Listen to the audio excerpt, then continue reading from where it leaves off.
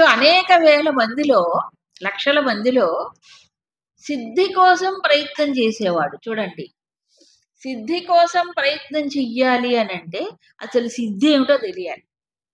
మళ్ళీ ఈ ప్రయత్నంలో కూడా కొంతమంది ఈ యోగ సిద్ధులు పొందుతారు. యోగ సిద్ధులంటే ఏంటి? ఇవన్నీ ఉంటాయి కదా! మాయమైపోవటం, మళ్ళీ రావటం, ఇంకేదో ఇలా విభూది తీయటం, మళ్ళీ ఏమంటే చాలా చాలా సిద్ధులుంటాయి.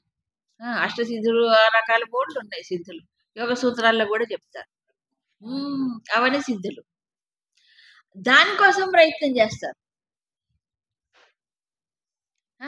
అవి అంటే అదొస్తే ఏమవుతుంది? గొప్పతనం వస్తుంది, మహిమొస్తుంది, అదొస్తుంది, ఇదొస్తుంది అనుకుంటారు.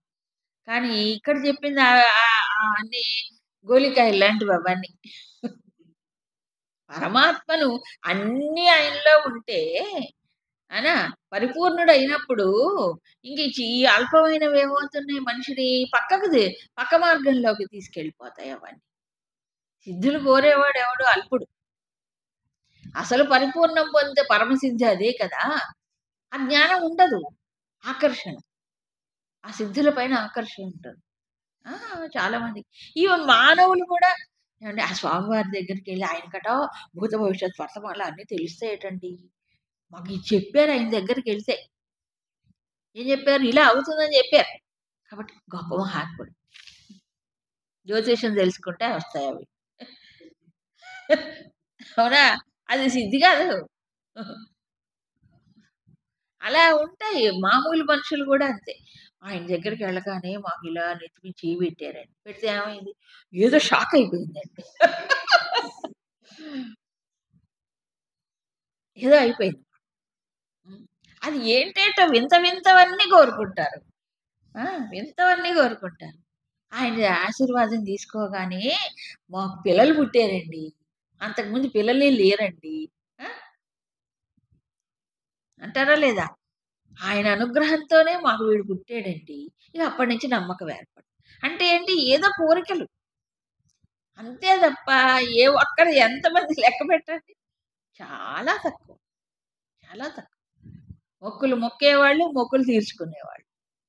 అంతే. అందుకని ఈ వేల కొలది, లక్షల కొలది మనుషుల్లో సిద్ధి అంటే పరమాత్మను పొందాలి అనే చేసేటువంటి ప్రయత్నమే సిద్ధి. చేసేవాడు ఎంతమంది లెక్క పెడితే? అంతే. 100,00,00,000 ఎక్కడో ఉంటారు. అది ఎప్పుడొస్తుంది చెప్పండి? దాన్నే ముముక్షుత్వం అన్నారు. ఏమన్నారు? ముముక్షుత్వం. ముముక్షుత్వం ఎప్పుడు? వివేకం వస్తే, వైరాగ్యం ఉంటే, అవునా? ఈ శమదమాన షట్క సంపత్తులన్నీ అభ్యాసం చేస్తే అప్పుడు మోక్షుడవుతాడు. అప్పటిదాకా రాదు. మోక్షం పొందాలనే కాంక్ష అందరికి ఎక్కడొస్తుంది చెప్పండి? అందుకే ఎవడో ఒక్కడే ఉంటాడు అలాంటి వాడు. సరే ప్రయత్నం చేస్తున్నారు. ముముక్షువయ్యాడు, ప్రయత్నం చేస్తున్నారు. కానీ మార్గములో నిలవలేరు. మోక్షత్వం వచ్చినా పరమాత్మను పొందేటువంటి మార్గములో మధ్యలో చెప్పారు కదా ఇందాక ఏమని, కోరిక చేత, ఏదో ఒక సంస్కారముల యొక్క బలము చేత ఏదో ఒకటి లాగుతుంది మనిషిని కదా! ఏదో ఒక ఆకర్షణ కలుగుతుంది. పక్కకెళ్ళిపోతారు. వాళ్ళ యోగ భ్రష్టులు అన్నారు ఇందాక 6వ అధ్యాయంలో. అయితే మార్గంలో నిలిచిన వాళ్ళు యతదాపమి సిద్ధానం, మార్గంలో నిలిచిన వాళ్ళు కూడా చివరి దాకా వెళ్ళటం అనేది చాలా తక్కువ. మార్గంలో నిలుస్తారు. Deviation రాదనుకోండి suppose. అలా ప్రయత్నం చేసే వాళ్ళల్లో అందరూ కూడా చివరి లక్ష్యాన్ని చేరుకోలేరు. మధ్యలో ఉంటారు. అలా నెమ్మదిగా పోతుంటారు. అలా సిద్ధిని పొంది పరమాత్మను లో ఐక్యం పొందినటువంటి వారు. పరమాత్మలో ఐక్యం ఏంటంటే చచ్చిపోయిన వాళ్ళు కాదు. ఈ రోజుల్లో పదాలకన్నీ అర్థాలు మారిపోయాయి. ఆయన స్వామి వెళ్ళిపోయారంటే వారు శివైక్యం చెందారేంటి అంటారు. అంటే ఆయన చచ్చిపోయాడు అర్థం. ఆయన బ్రహ్మైక్యం అయ్యారండి అంటే ఏంటి? ఆయన చచ్చిపోయాడని మామూలు భాషలో. అలా అర్థాలు చెప్తూ ఉంటారు. చచ్చిపోవడం కాదక్కడ. అందరికీ చావు వస్తుంది. అయితే ఎవరైనా సాధనలో ఉండేవాళ్ళు పోతే ఐక్యం అయ్యారంట. అయ్యారో లేదో మీకేం తెలుసు? అలవాటయిపోయింది. అది కూడా ఓ సంప్రదాయం అయిపోయింది. అది కూడా ఓ సంప్రదాయం అయిపోయింది. ఆ! కాదు. ఊరికే అంటారు పెద్దవాళ్ళు కాబట్టి గౌరవంగా అలా అంటారు. అంతే. కాబట్టి తత్వతః మాం వేత్తి. యదార్థంగా పరమాత్మ యొక్క స్వరూపాన్ని తెలుసుకున్న వాళ్ళెవరు? ఈ ప్రయత్నం చేసే వాళ్ళల్లో గూడా చాలా తక్కువ మంది అని జెప్పాడు. అయితే ఎందుకు భగవంతుడు ఇలా చెప్పారు? ఎందుకిలా చెప్పాడు? అబ్బో! అయితే మేము సామాన్యులమండి. ఆ! మేము ఆ వేల కొలది మనుషుల్లో ఒకళ్ళము గాదు. ఆ చేరుకునే వాళ్ళల్లో, నిలిచిన వాళ్ళల్లో ఒకళ్ళము కాదు. మాకేం సాధ్యమవుతుంది. వెంటనే నిరాశ, నిస్పృహలు కలుగుతాయి. కదా!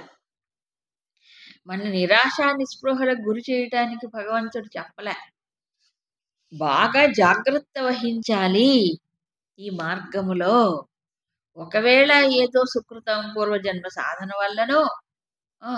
లేతే మహాపురుషుల సాంగత్యం వల్లనో, ఒకవేళ ఈ లక్ష్యం గురించిన స్పష్టత వచ్చిన తరువాత నువ్వు ప్రయత్నం మొదలుపెట్టావో ఎంతో అదృష్టవంతుడు అని అర్థం.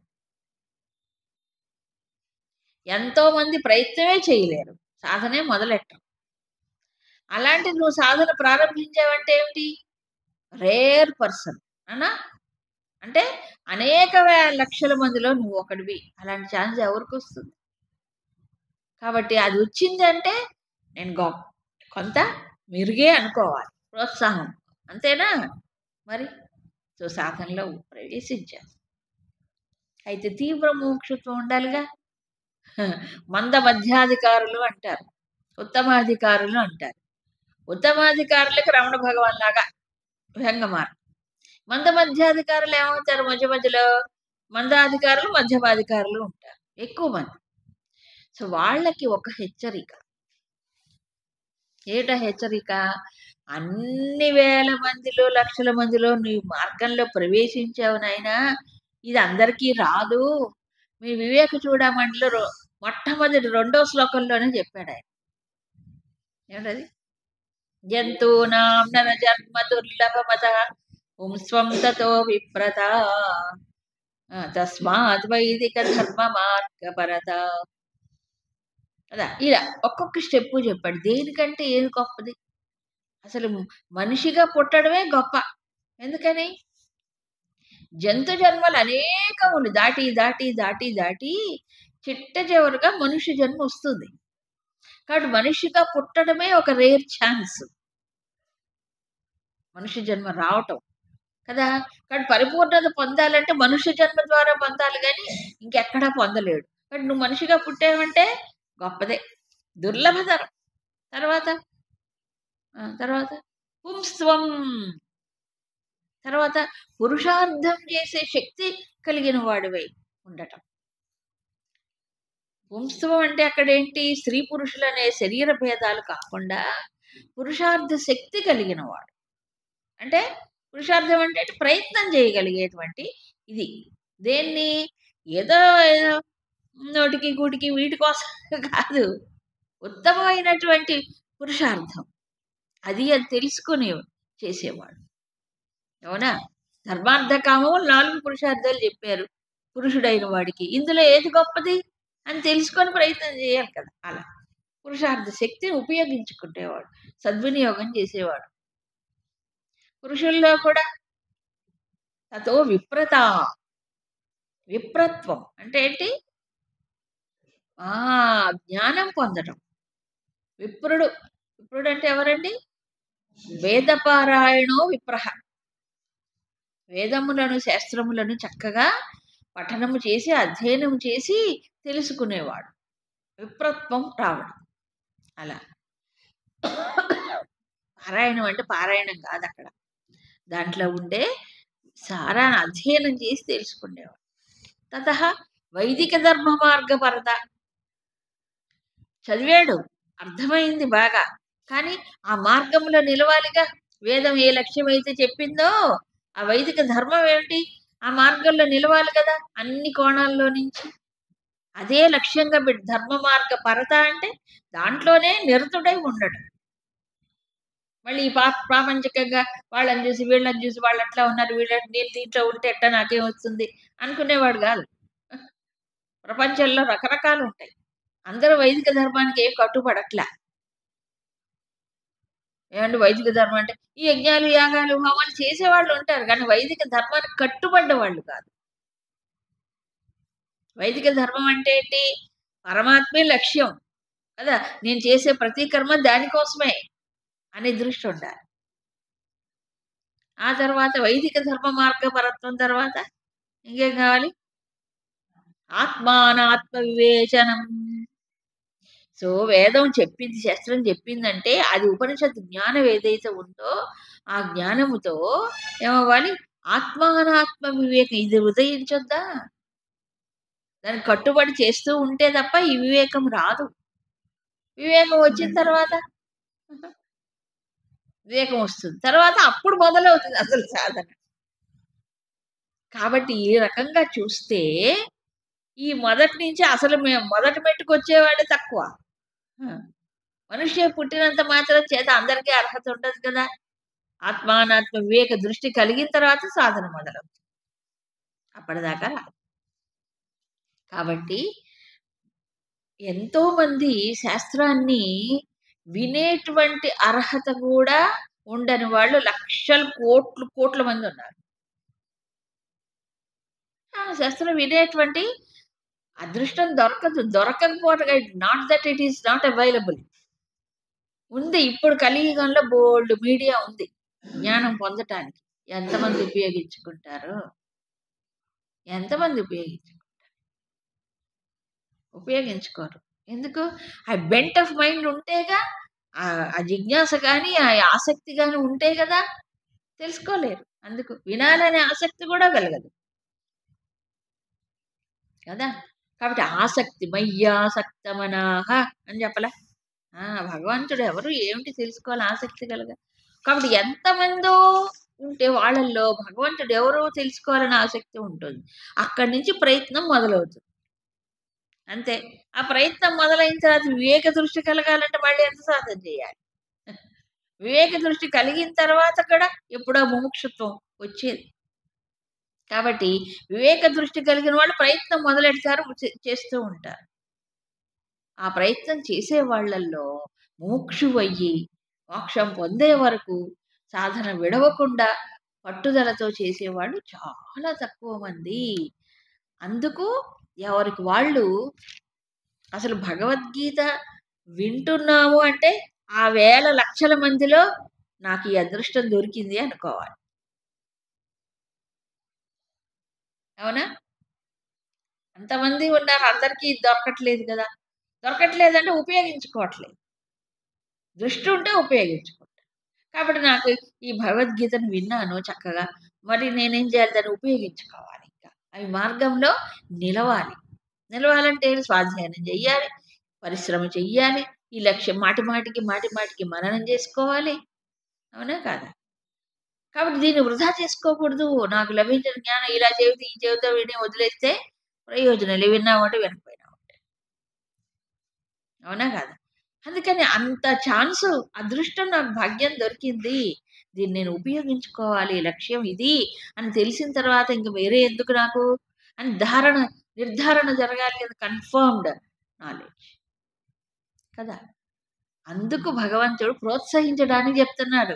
సాధనా మార్గంలో ముందుకు వెళ్ళడానికి చెప్తున్నాడు. ఇంత అదృష్టం నీకు భాగ్యం దొరికినప్పుడు సద్వినియోగం చేసుకో. అందరూ నిలుస్తారా? అందరూ సాధన చేయగలరా? లేదు కదా! కాబట్టి ఇక్కడ నిరుత్సాహపరుస్తున్నాడా? ప్రోత్సహిస్తున్నాడా? చూసే దృష్టిని బట్టి ఉంటుంది.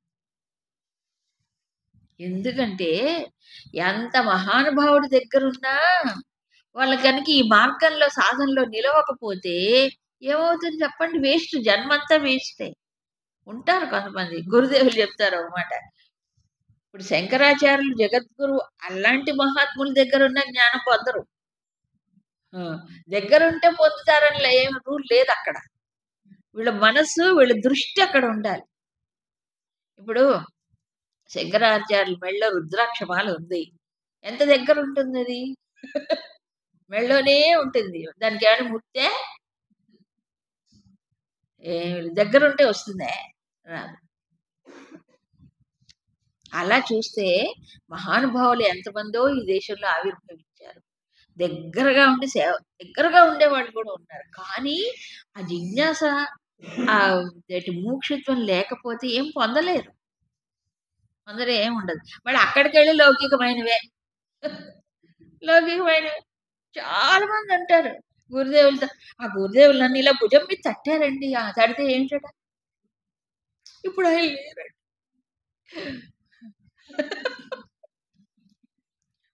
ఆ తట్టిందే మొదలు పెడతాడు తప్ప ఏమి జ్ఞానం పొందారు ఆయన దగ్గర.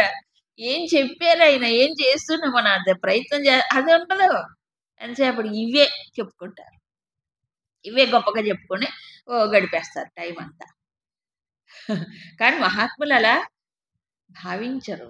వాళ్ళే ఏమనుకోండి ఈ జ్ఞానం సద్వినియోగం చేసుకునే వాళ్ళంటేనే అప్పుడు నిజమైనటువంటి గురుత్వం ఇచ్చినట్టు వాళ్ళకి. అలాంటి వాడే నిజమైన శిష్యుడు. మిగతా వాళ్ళు శిష్యులు గారు భక్తులు. భక్తులు వేరు, శిష్యులు వేరు. శిష్యుడు అంటే శిక్షణ పొందాలక్కడ. శిక్షణ పొంది ఆ మార్గంలో ముందుకెళ్ళడానికి ఎప్పుడూ ఆ గురువుని తలుచుకొని ఉత్తేజం పొందాలి. ఆయన అది సాధించారు. నేను కూడా సాధించాలి. కదా! ఎప్పుడొస్తుందది? ఆయన పైన గురి ఉన్నప్పుడు ఆ మార్గంలో ముందుకెళ్తారు. అందుకే గురువు. గురువు ఉంటే గురు. అవునా కాదా? తపోవన స్వామి దగ్గరికి మన గురుదేవులు ఎళ్ళారు. అవునా? దేనికి? ఆయనకి అప్పటికే లోపల మంచి సాధన విషయంలో తీవ్రమైన ఆసక్తి ఉంది. రహస్యంగా ఏకాంతంలో చేసుకున్నారాయన సాధన. హ్మ్. అప్పటికే శాస్త్రాలు అధ్యయనం చేయటము, శివానంద స్వామి దగ్గరకు ముందే వెళ్ళక ముందే చేయడము, జపము మొదలైనవన్నీ ఉన్నాయి. కాబట్టి ఇదేమిటి? దీన్ని పొందాలి, దీన్ని తెలుసుకోవాలనేటువంటి అన్వేషణతో వెళ్ళారు. జిజ్ఞాస కాదు, అన్వేషణ. అన్వేషణతోనే వెళ్ళారు. వెళ్ళిన తర్వాత ఎంతకాలం ఉన్నారేంటి తపోవన స్వామి దగ్గర? ఆయన దగ్గర ఉండి నేర్చుకున్నది చాలా కొద్ది కాలం. మహా అయితే 1.5, 2 ఏళ్ళే. ఆ! మరి ఎలా చేయగలిగారు? ఎలా వచ్చింది? అంటే ఇంతకుముందు చేసిన సాధన యొక్క పటిమ చేత, ఆయన శ్రవణ మాత్రము చేతనే. దానికోసమే అన్వేషణ చేస్తున్నారు. ఇది అని తెలిసిన తర్వాత ఏం చేయాలి? వెంటనే దాన్ని ధ్యానంలో, విచారంలో నిలిచిపోయారు. అందుకని ఎక్కువ టైం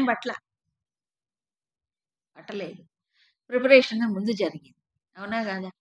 మరి అలాంటి జన్మలు లభించడం ఎంతమందికి? చాలా కొద్ది మందికే. కాబట్టి అదేదో కొద్దిసేపైనా అనుభవం పొందిన తరువాత అప్పుడు ఈ లోకానికి ఇవ్వాలి అనుకో. సరే ఇదంతా చరిత్రలో ఉందనుకోండి. అందుకని ఎంతమంది అలా ఒక గురువుకి అలాంటి శిష్యుడు ఒకడే ఉంటాడు. అనేక మంది ఉన్నా వచ్చిపోతూనే ఉంటారు తప్ప, ఆ ప్రయత్నంలో నిలిచి ఆత్మానుభవం పొందటానికి మరి దృష్టి నిలిపి చేసేవాడు చాలా తక్కువ.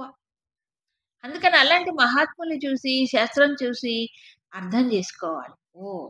లక్ష్యం మార్చుకోవాలి. అల్ప లక్ష్యాలు పెట్టుకోకూడదు. గురుదేవులు ఒకటే చెప్పేవారు. The higher the goal, the greater the inspiration. అంటే ఎంత ఉన్నత లక్ష్యాన్ని పెట్టుకుంటే అంత ఉత్సాహం, ఉత్తేజం కలుగుతుంది. ఆ లక్ష్యాన్ని పెట్టుకోవాలి. అల్పమైన లక్ష్యాలు పెట్టుకున్నారనుకోండి, కొద్ది రోజుల్లో అదేదో వచ్చేస్తుంది, అయిపోతుంది. తర్వాత మళ్ళీ ఏముండదు. నేను 18 అధ్యాయాలు నేర్చుకోవాలనుకున్నాను. ఒక 3 ఏళ్లలో వచ్చేస్తుందనుకోండి. ఏముంది? ఏది? కంఠదహ. కంఠస్థం అంటారే, కంఠస్థమే వస్తుంది. హృదయస్థం కాదు. కంఠంలోనే ఉంటుంది. హృదయంలో రావాలి కదా! హృదయంలోకి రావాలంటే ఏం చేయాలి? దాని అర్థము, దాని భావము, అది ఏం చెప్తుంది, సాధన ఏం చెప్తుందో అది లోతులకు వెళ్లి పరిశీలించి ముందుకెళ్ళాలి కదా! శ్లోకాలు చదవటం రాగానే వచ్చినట్టా? చాలా మందికి ఇదే. భగవద్గీత అంటే మాకు తెలుసండి భగవద్గీత. మేము చదువుతామండి రోజు. హా! రోజు చదివితే ఏమొచ్చింది ఇంతకి? తెలుసనుకుంటారు పాపం. చాలా మంది అంతే. లోతులు తెలుసుకోవడానికి అసలు ఏమి దానికి విలువేంటో తెలిస్తే కదా! దాని లోతులు తెలుసుకుంటే విలువ తెలుస్తుంది. లేకపోతే తెలీదు. అందుకు అనేక వేల మందిలో సాధనా మార్గంలో ప్రవేశించేవాడు తక్కువ, మార్గంలో నిలిచి సిద్ధిని పొందేవాడు తక్కువ. కాబట్టి మనం చాలా భాగ్యవంతులం అని చెప్పుకోవాలి. ఎందుకు? మార్గంలో ఉన్నాం కదా! పరంపరగా మనకి ఋషుల పరంపరగా ఈ వైదిక ధర్మము, శాస్త్రము, లక్ష్యం అది అందుతోందిగా. అది రిసీవ్ చేసుకునేటువంటి ఇది మనకొచ్చిందిగా. అందుకేనేమో శంకరులు భగవద్గీత కించిదధీత గంగాజలలవ కణికాపీత, భగవద్గీత కించిదధీత 2 సార్లు చెప్పారాయన. అవునా? కించిత్ భగవద్గీత అధ్యయనం చేస్తే వాడికి ఆ మార్గం ఏంటో తెలుస్తుంది. ఇంకేం అక్కర్లేదండి. మిగతావన్నీ చదివి శ్రమ పడక్కర్లే. అందుకే కలియుగ మానవులకి ఉపనిషత్ సారం పిండి ఇచ్చాడు భగవంతుడు. కాబట్టి ఈ గీత అనే ఒక అధ్యయనం చేయటం ఎంతో వరం. గీతం గేయ నామ సహస్రం, గేయం గీతా నామ సహస్రం అక్కడ కూడా చెప్పాడు ఆయన. 2 సార్లు చెప్పాడు కదా. సో ఉత్తేజం తెచ్చుకోవాలి. ఇప్పుడు ఇక్కడి నుంచి మరి భగవంతుణ్ణి మద్గతేన అంతరాత్మన 6వ అధ్యాయం చివరిలో చెప్పాడు. అంటే అంతఃకరణాన్ని, మనస్సుని, బుద్ధిని ఆయనలో నిలపాలి అన్నాడు. నాకు కనిపించేది ప్రపంచం, ఆ పరబ్రహ్మం ఏంటో నాకు తెలియదు. అవునా? సో కనిపించే దాని ఆధారంగా కనిపించని దాన్ని పట్టుకోవాలి, దృష్టి మళ్ళించాలి. అంతేనా కాదా? అవునా? ఎప్పుడైనా అంతే. సైన్స్ డెవలప్ అయిందంటే, ఒక సైంటిస్ట్ ఒకదాన్ని కనిపెట్టాడు అంటే, ఇప్పుడు ఏదైతే ప్రపంచంలో తనకి అవైలబుల్ డేటా అంటే ఏ సమాచారం గాని, పరిజ్ఞానం ఉందో దాన్ని పట్టుకొని ఇది అయ్యి ఉండవచ్చు అని కొంత ఊహించి పరిశోధన చేస్తాడు, తెలుసుకుంటాడు. అవునా కదా? ఎక్కడైనా అంతే. మ్యాథమెటిక్స్, అల్జిబ్రా, గుండగబ్రా అల్జిబ్రాలో ఏంటండి? ఈక్వేషన్స్ ఉంటాయి. మ్యాథ్స్ అంటే భలే కష్టం అనిపిస్తుంది కొంతమందికి. ముఖ్యంగా ఆల్జీబ్రాలో ఏం చెప్తారు చెప్పండి? ఏమంటారు దాన్ని? బీజగణితం. మరి ఆ పేరు ఎందుకు పెట్టారో నాకు తెలీదు. ఏమంటారు? X plus Y is equal to Z. అందులో ఎక్స్, వై ఈ 2 ఏంటో దాని విలువలు చెప్తాడు. అప్పుడు ఏం చేయాలి? జెడ్‌ని కనుక్కోవాలి. ఎక్స్, వై అని తెలుసు కదా! తెలిసిన వాటిని బట్టి ఏం చేయాలి? తెలియనిదాన్ని కనుక్కోవాలి. ఆ ఈక్వేషన్ ద్వారా తెలుసుకుంటాం. అవునా? A plus B into A minus B is equal to ఎంత? ప్లస్ ఆర్ మైనస్ కదా! ఉంటుంది. ఈక్వేషన్ ఉంటాయి. ఈక్వేషన్స్ అన్నీ ఎందుకు? తెలియని దాన్ని తెలుసుకోవడానికి తెలిసిన వాటిని ఉపయోగించుకోవాలి. అంతే కదా! ఏదైనా. అట్లాగే ఇప్పుడు పరమాత్మ నాకు తెలీదు. ఆయన ఎవరో. అప్పుడు ఏం చేయాలి? ఇప్పుడు భగవంతుడు ఆ పరమాత్మ ఈ ఈ సృష్టిలో ఈ జగత్తు ఎదురుగా నాకేదైతే కనిపిస్తుందో కంటికి స్థూలంగా, ఈ జగత్తుకి ఎలా ఆధారంగా ఉన్నాడు మన దృష్టిని అటువైపు మళ్ళించాలి కదా! ఈ తెలిసిన దాన్ని బట్టి తెలియని దాన్ని సూచిస్తాడు. అవును. భక్తి ఊరికే వస్తది ఏంటండి? భక్తి కూడా ఊరికే ఏమి రాదు. పరమాత్మ యందు భక్తి. ఎప్పుడు వస్తుంది భక్తి? అంటే భగవంతుడితో ఏకత్వం అవ్వాలంటే ఇదంతా ఆయనే అనేది ఒక అవగాహన రావాలి. రావాలి కదా!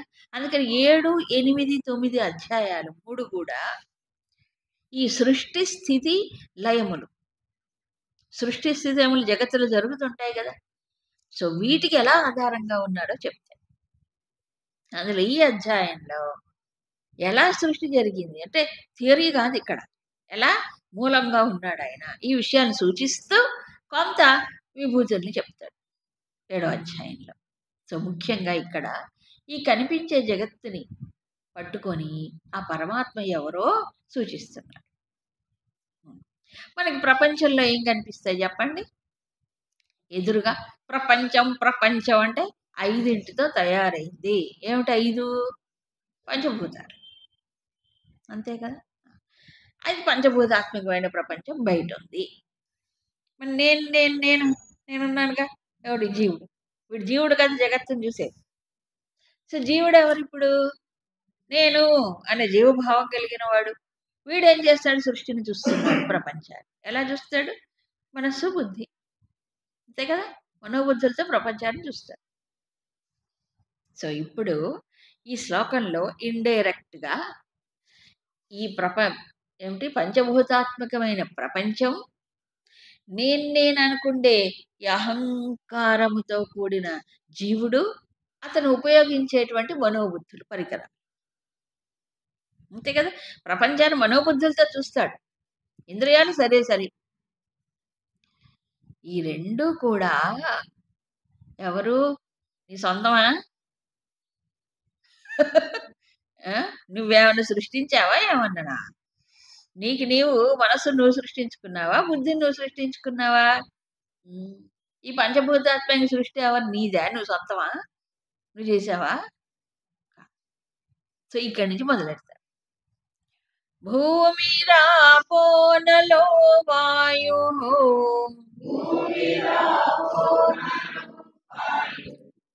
ఖం మనో బుద్ధిరేవ చ అహంకార ఇతీయం మే భిన్నా ప్రకృతిరష్టధా.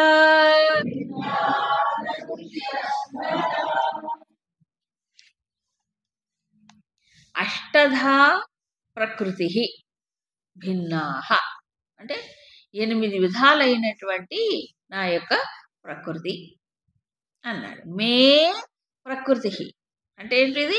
నా ప్రకృతి ఎలా ఉంది? అష్టధా 8 విధాలుగా ఉంటుంది. భిన్న వేరువేరుగా ఉంది. ఏమిటి స్వామి? భూమి, ఆపః, అనలః, వాయుః, ఖం పంచభూతాలు. ఒక్కొక్కటి వరుసగా చెప్పారు. తర్వాత మనః, బుద్ధి ఏవ చ అహంకారం మొత్తం 8. ఇది ఇయం మే ప్రకృతి. ఇలా 8 రకాలుగా నా ప్రకృతి ఉన్నది. నా ప్రకృతి అంటున్నాడు, నీ వంటలా. ఇక్కడే అర్థం చేసుకోవాలి. ఇది ఎవరి ప్రకృతి? మే ప్రకృతి అష్టధా. మరి అహంకారం కూడా, అది కూడా నేనే, నాదే. మొత్తం ఇప్పుడే గుండు చేసి మరి నేను అనుకుంటున్నాను అహంకారం కూడా మంది కాదు. షాక్ కదా! నేనేమనుకుంటున్నా? నేనే నేను కదా ఆయన. ఇప్పుడు ఆయన ప్రకృతి ఇది, నీవు కాదు. ఇలా చూస్తే ఈ ఒక్క శ్లోకాన్ని కనుక మనం విశ్లేషణ చేస్తే, ఇప్పుడు ఈ పంచభూతాత్మకమైన ప్రకృతి ఎవరు? ఆయనదే. నా ప్రకృతే అంటున్నాడు. సో, మనం చూసే సమస్త ప్రకృతి ఏదైతే ఉన్నదో అన్ని పంచభూతాలే కదా! వివిధ రకాలుగా భిన్నమైన వైవిధ్యమైనటువంటి విషయాలుగా కనిపిస్తోంది. శబ్ద, స్పర్శ, రూప, రసగంధాలు. అవునా కదా! కొన్ని శబ్దాలు, కొన్ని స్పర్శలు, ఇవన్నీ ప్రకృతి. ఇది ఎవరిది? పంచభూతాత్మక నా ప్రకృతి. నువ్వు భోగించడానికి ఏం కాదు, అక్కడ ఉంది. మనవుడు ఏమనుకుంటాడు? నా భోగం కోసం ఉంది ప్రకృతి అంటున్నాడు. అందుకే పాడైపోతున్నాడు. ఇది ఆయనది అనుకున్నప్పుడు యోగం అవుతుంది. ఇది నా కోసం ఉంది అన్నప్పుడు భోగం అయిపోతుంది. అంతే తేడా. అవునా? అందుకు కనిపించేది సృష్టి. కనిపించే సృష్టిని ఆధారంగా ఎవరిని తెలుసుకోవాలి? దీనికి మూలం ఎవరో ఆయన తెలుసుకోవాలి. అది కదా ప్రయోజనం. తర్వాత మనోబుద్ధి, అహంకారం. మనస్సు, బుద్ధి, అహంకారం కూడా నాదే, నా ప్రకృతే. ఓ రామ, నాదే ఉంది. అది తెలుసుకోవడమే జ్ఞానం. అది తెలుసుకోవడమే జ్ఞానం. హరి ఓం.